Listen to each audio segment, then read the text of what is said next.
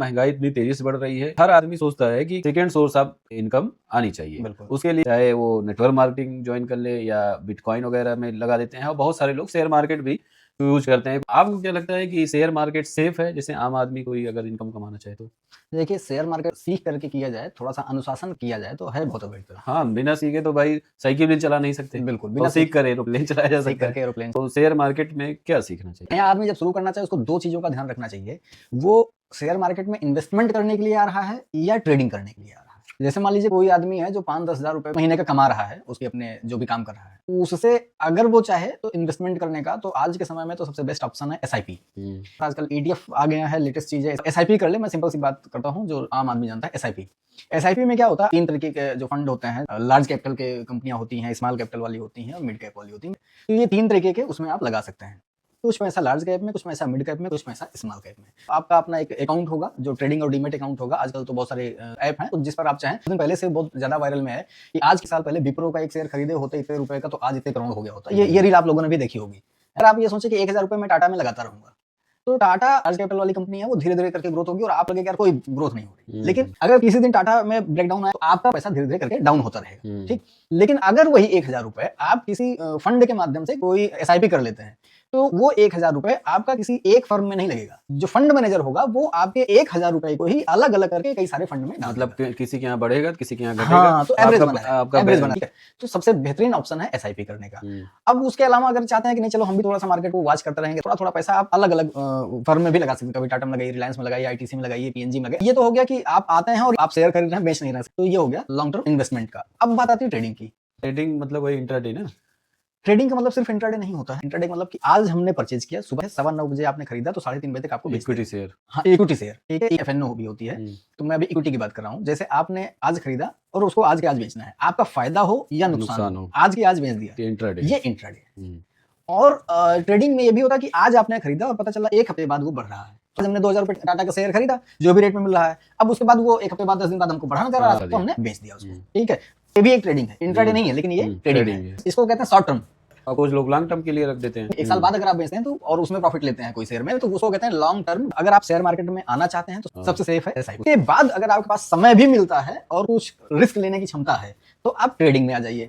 Short term trading करिए, इसमें loss नहीं होता है, बस आपका पैसा होल्ड रहेगा। और निफ्टी 50 में जो कंपनियां हैं वो आपका पैसा जीरो नहीं होने देंगे। जब आप इस मार्केट में आते हैं तो बहुत सारे ट्यूटर मिल जाएंगे आपको जो पेनी स्टॉक में इन्वेस्टमेंट करवा देंगे। पेनी स्टॉक वाले या तो वो जीरो टू हीरो हो जाते हैं और या तो हीरो से जीरो ही बन जाते हैं। उन व्यक्तियों को बता रहा हूँ जो बिल्कुल बेसिक शुरुआत करते हैं। आप गूगल पर सर्च करिए एनएससी, है ना, तो आप NSE.com डालेंगे तो वहां पर आपको NSE की पूरी जितने जो नेशनल स्टॉक एक्सचेंज है, आपको निफ्टी 50 के शेयर मिल जाएंगे, 50 जो बेहतरीन कंपनियां हैं। अब कुछ कंपनियां ग्रीन दिखेंगी और कुछ कंपनियां रेड दिखेंगे। तो बढ़ रहा है ग्रीन वाला, हाँ, रेड वाला डाउन हो रहा है। चार्ट मिल जाएगा उसमें।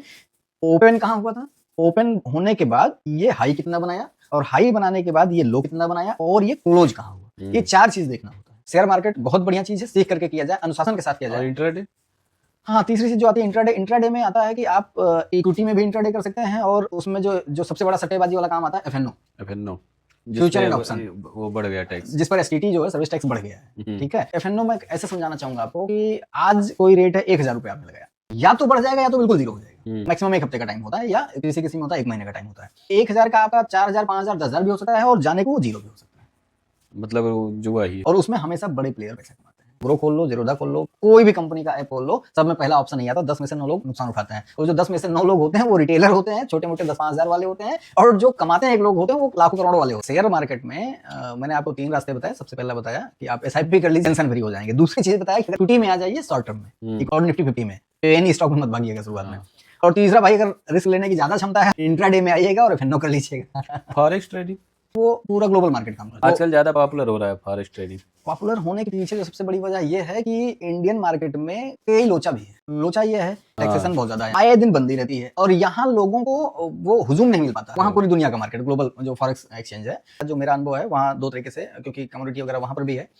कुछ तो होते हैं जो करेंसी पेयरिंग से करते हैं, जैसे कॉइन वगैरह। नहीं, कॉइन ट्रेडिंग तो एक होती है, करेंसी पेयरिंग होती है, जैसे INR वर्सेस डॉलर या Canadian dollar versus US dollar, ऐसे वो पेयर होता है। करेंसी पेयरिंग सबसे बेहतरीन ट्रेड होता है। अगर आप कमोडिटी में जाएं तो भाई साहब मैक्सिमम रिस्क है, मैक्सिमम गेनिंग भी है। इसमें जैसे बहुत सारी कंपनियां आ रही ना कॉइन वाली, तो कह रहे शेयर मार्केट बेकार है, अब ये कॉइन वाले में आइए। जैसे बहुत सारे कहते हैं अगर 2007 में मैं 100 रुपए में एक कॉइन मिलता था, ले लिया होता, आज अरबपति होता, आज खरबपति होता। ये कहने की बात होती है, बिटकॉइन उस समय नई नई थी और एक ऐसी चीज थी जो किसी को नहीं पता थी। साइन कॉइन, बिटकॉइन ऐसे तभी आया था। बिटकॉइन ही एक्चुअली मेन कॉइन थी। हाँ, उस समय। अब तो उसके बहुत हो गए। नाम पर फर्जी बहुत चल रहे हैं और सब में गलती से घुसेड़ दिया नेटवर्किंग।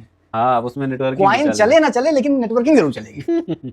और उसमें बहुत सारे लोग ठगे भी गए। बहुत जबरदस्त, और आज भी बंद नहीं हुआ है ये नेटवर्किंग के नाम पर कॉइनों का जो मकरजाल है, जो स्कैम है, ये चलता रहता है। हम तो कहते हैं कि जो ये कंपनियों के थ्रू लोग कॉइन बेचते हैं, ये उसमें जुड़ जाओ, ये जैसे एम कॉइन वगैरह ऐसे है, तो उससे अच्छा है कि भाई तुम खुद जाओ, जैसे वजीर एक्स है, कॉइनबेस है, इसमें जाओ और तुम खुद खरीदो, बढ़े तो बेचना, घटे तो रखे रहना। एग्जैक्टली चलता है बिल्कुल ऐसे जैसे है, जैसे अपना शेयर मार्केट चलता है। कंपनियां हैं जो नेटवर्क मार्केटिंग का काम करती हैं कॉइन वाला, तो हमें लगता है जैसे एसआईपी में आप पैसा लगाइए और जो फंड वाले मैनेजर होते हैं वो अपना अपना लगा देते हैं, वैसे ये कंपनियां भी लगाती होंगी और कभी कभी लेके भाग जाती हैं। ये कंपनियां एक्चुअल में कहीं नहीं लगाती हैं, जो नेटवर्किंग के नाम पे आती हैं, नेटवर्किंग जिसमें है। एक्चुअल में मेरा कहने का मतलब ये नहीं कि कॉइन खराब होती हैं। बिटकॉइन हो गया, इथेरियम हो गया, गिनी चुनी उंगलियों पे आप गिन सकते हैं 5-10 कॉइन है जो ठीक ठाक है, ठीक है। उसके अलावा मैक्सिमम तो टोकन है।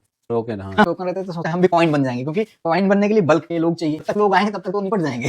जब तक कम्युनिटी इकट्ठा होगी तब तक तो लोग निपट के किनारे हो जाते हैं। तो गिनी चुनी कुछ कॉइन है जो आप प्लेटफॉर्म बता रहे हैं, चाहे डेल्टा करके एक प्लेटफॉर्म है जिसमें लोग ट्रेडिंग कर रहे हैं आजकल, और वजीर एक्स तो हमेशा बवाल में रहता है, अक्सर उनका डाटा हैक होता रहता है, बंद भी हो गया। हाँ, तो सीधे वहाँ कॉइन परचेज कर लीजिए, जितनी आपकी क्षमता, जितना आपके साथ सीधे। ये जो कॉइन के नाम पर, एमएलएम के नाम पर कॉइन और ये सब एक दूसरे का, उसमें जाने से कोई मतलब नहीं है और लॉस के अलावा आपको कुछ नहीं मिलेगा, क्योंकि बहुत सारे हमारे जानने वाले हैं, लगाए, घाटा खाए, अब रो रहे हैं। बिल्कुल सही बात है। तो अभी जो हमने आज बताया है कि शेयर मार्केट, अगर आप सेकंड सोर्स ऑफ फंडिंग बनाना चाह रहे हैं तो शेयर मार्केट में सबसे पहला ऑप्शन एसआईपी रखिएगा। दूसरा, अगर हिम्मत है तो ट्रेडिंग कर लीजिएगा शॉर्ट टर्म। और तीसरा, अगर बहुत ज्यादा हिम्मत है तो भाई आइएगा एफएनओ में। उसमें तो रिस्क है। हाँ, उसमें रिस्क है। और नहीं फॉरेक्स ट्रेडिंग या बिटकॉइन में आप लगा सकते हैं, लेकिन किसी कंपनी के थ्रू नहीं, किसी कंपनी थ्रू डायरेक्ट आप जाइए, डायरेक्ट अपना अकाउंट बनाइए और डायरेक्ट आप लगाइए।